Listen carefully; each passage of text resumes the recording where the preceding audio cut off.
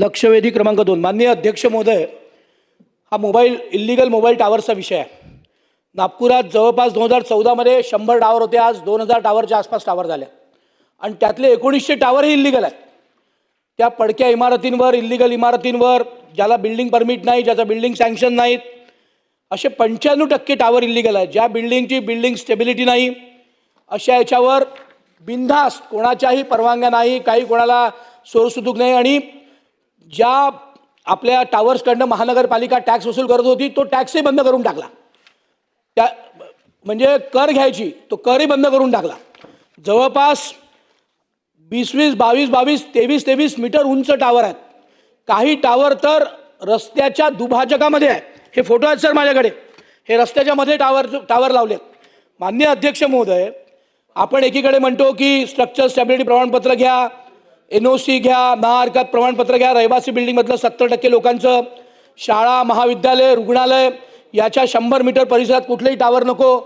पण माननीय अध्यक्ष महोदय, निराशाजनक आपल्या उत्तरात म्हटलं आहे की सर्व महानगरपालिका, नगरपालिका, नगरपंचायती करता सूचना अशी आहे की कुठल्याही टावर मालमत्तेला, ती किती इल्लीगल असेल तरी हात लावू नये, कुठली शास्ती वसूल करू नये, कुठला दंड वसूल करू नये.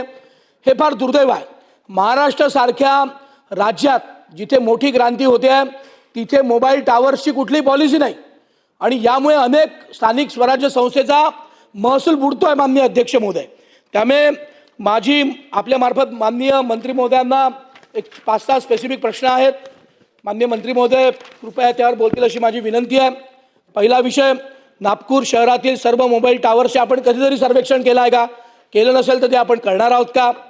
परवानगी नसलेल्या अनधिकृत बिल्डिंग टावर्स, जिथे परवानगी नसलेले टावर आहेत किंवा परवानगी नसलेल्या बिल्डिंग आहेत त्याच्यावर जे मोबाईल टावर आहे अशा बिल्डिंगवर आपण कारवाई करणार आहोत का? नंबर 2, सर्व टावर्स, जी अनधिकृत टावर्सची यादी आहे किंवा ज्या अनधिकृत बिल्डिंगवर टावर्स उभे झाले आहे त्याची यादी आपण महाराष्ट्राच्या किंवा मनपाच्या संकेतस्थळावर उपलब्ध करून देणार आहोत का? नंबर 4, नियमबाह्य पद्धतीने उभारलेल्या टावर्सवर आपण साधा वर्षाचा कर नाही भरला तर 2% शास्ती लावतो. आपण यांनी 20-20 वर्ष कर भरला नाही, इल्लीगल उभे केले, यांच्यावर आपण 100 पटीने दंड वसूल करणार आहोत का? मोबाईल टावर्स उभे करण्याचे शासनाचे निर्णय, धोरण आपण पुढच्या महिन्याभरात आपण महाराष्ट्राकरता याचं काही धोरण ठरवणार आहोत का? आणि विना परवानगी उभे केलेले टावर्स, ज्या इल्लीगल बिल्डिंग, आपण एखाद्या सामान्य माणसानी 2 मीटर जास्त घर बांधलं किंवा आपण इल्लीगल घर बांधलं, इल्लीगल म्हणतो त्याला आपण 53-54चा नोटीस देतो. स्लममध्ये आपण आपला कोणता तरी झेडचा नोटीस देतो आणि 24 तासात घर पाडतो आणि 20-20 वर्ष टावर इल्लीगल उभे आहेत, त्याच्यावर कुठली कारवाई करत नाही. आपण ज्या अधिकाऱ्यांनी या सगळ्या टावरकडे दुर्लक्ष केलं जेव्हा हे लागले, अशा अधिकाऱ्यांवर, त्या महानगरपालिकेच्या प्रमुखांवर आपण कारवाई करणार आहोत का? माननीय उपाध्यक्ष महोदय, या ठिकाणी सन्मान्य सदस्यांनी जो टावरच्या बाबतीमध्ये प्रश्न उपस्थित केला आहे लक्षवेधीच्या मार्फत, खरं तर या गोष्टी आपल्याला देखील माहिती आहेत. आमच्या मतदारसंघामध्ये देखील अशा पद्धतीने टावर उभे राहिलेले आहेत. परंतु केंद्र शासनाचा जो ॲक्ट आहे, केंद्र शासनाचे जे नियम आहेत त्याच्यानुसार IT प्रधान सचिवाने जे एक पत्र काढले त्याच्यामध्ये असं म्हटलं की याच्यावरचा कुठचाही कर लावू नये आणि मालमत्ता कर, शास्ती, दंड व व्याज आकारण्याच्या सर्व नोटिसा त्वरित मागे घ्याव्यात अशा पद्धतीचे निर्देश देखील त्यांनी दिलेले आहेत. मोबाईल टावरच्या स्थापनेचे काम थांबवणे, टॉवर साहित्य उपकरणे जप्त करणे, त्याच्यामध्ये अटॅचमेंट आणणे, महावितरणमार्फत वीज पुरवठा खंडित करणे हे न करण्याचे निर्देश या पत्रांद्वारे प्रधान सचिव IT यांनी दिलेले आहेत.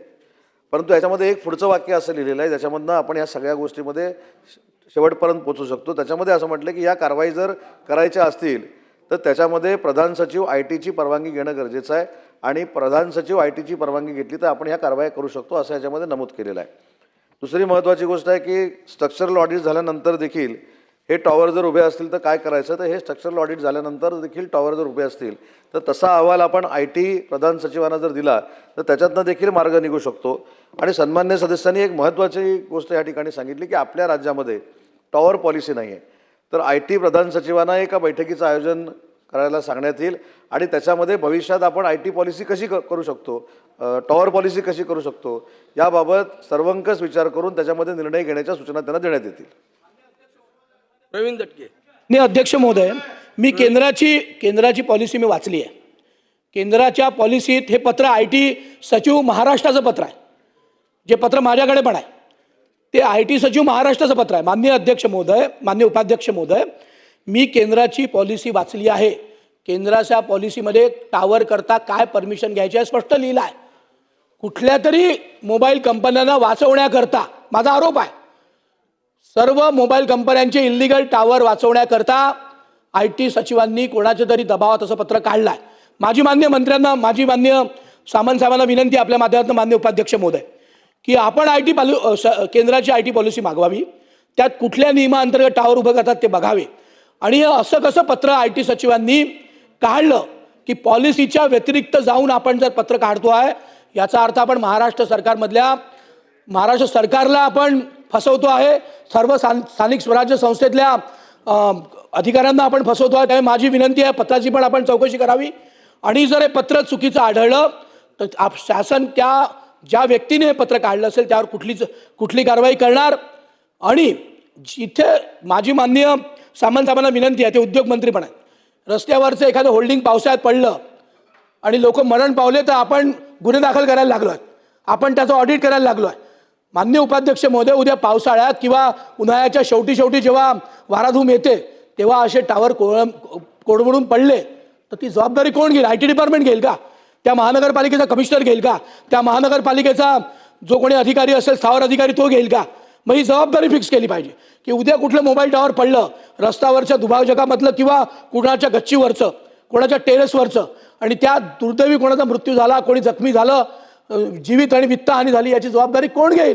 कोणावर फिक्स करायची जबाबदारी? त्यामुळे आज योग्य वेळी लक्षवेधी आली आहे. सामंत साहेबांसारखा द्रष्टा मंत्री या ठिकाणी उत्तर देतो आहे. माझी उपाध्यक्ष महोदय आपल्या माध्यमातून विनंती आहे की या जबाबदाऱ्या फिक्स केल्या पाहिजे. आणि म्हणून तात्काळ पॉलिसी आणि हे जे पत्र निघालं आहे, केंद्राची पॉलिसी मी वाचली आहे माननीय उपाध्यक्ष महोदय, त्याच्यात नियमांवर बोट ठेवून परवानग्या घ्यायच्या आणि मग टावर उभं करायचं. पण मोबाईल कंपन्यांनी घोटाळा करायचा, चुकीचे टावर उभे करायचे आणि मग असे पत्र काढून घ्यायचे, हा शुद्ध घोटाळा आहे, हा शुद्ध अधिकारी स्तरावरचा भ्रष्टाचार आहे.